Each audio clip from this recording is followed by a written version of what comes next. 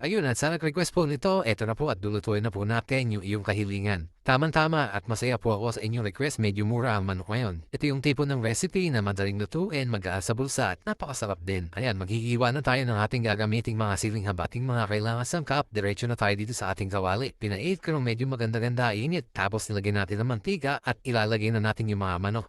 So ano nga ba gagawin natin dito sa manok? Papapulahin lang muna natin itong mga pira-pirasan ng manok na ito hanggang sa maging ganito na yung itsura. So aalisin muna natin ito dito sa ating pagkakasalang at kung mapapansin nyo, napakaraming mantika.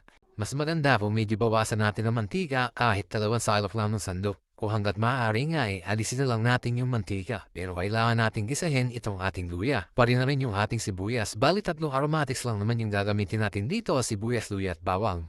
Halu-haluin mo lang hanggang sa bumango. Tapos lagyan natin ng 2 kutsarang bagong alamang. Yung bagong alamang natin sariwa pa at kabibili lang sa palengke. Tapos ilagay na natin itong mga kami ng manok na ating pinapula. Itimplahan lang natin ito ng paminta tapos lagyan natin ng pampalasa. Bechin, magic, kayo na bahala kung ano yung type nyo. Pero kung ayaw nyo, okay lang, wag na kayong maglagay ng pampalasa. Tapos lagyan natin ng palamampiga ng gata kasi papalambutin muna natin yung karne ng manok. Hindi pa naman kasi masyadong malambot yan, napapula lang natin. At pagkatapos ng ilang minuto, sigurado medyo malambot na at kung napapasilin nyo medyo nanunuyo na, ilalagay na natin yung mga sili. Kayo na rin ang bahala kung gaano karami sili para matawag nating Bicol Express. Ngayon naman, yung unang tiga ang ating ilalagay. At ito na nga yung makakapagbigay ng masarap na sarsa nitong ating niluluto. Yun talaga namang creamy yung ating Bicol Express. Ngayon kung marami ka pang gasol, pwede mo pang pagmantigain yan. Maya-maya mo na hanguin. Kaya minsan kung may pwesto lang, kung may kakalanan tayo na ang gamit ay gato o kahoy, kung mas masarap magluto doon talaga namang mapagmamantiga mo sa sobrang sarap. Pero noong araw na hindi pa uso gasol, napansin ko, mas masarap ang luto talaga sa kahoy lalo na yung sinaing, di ba? Sino makaka-relate sa inyo kapag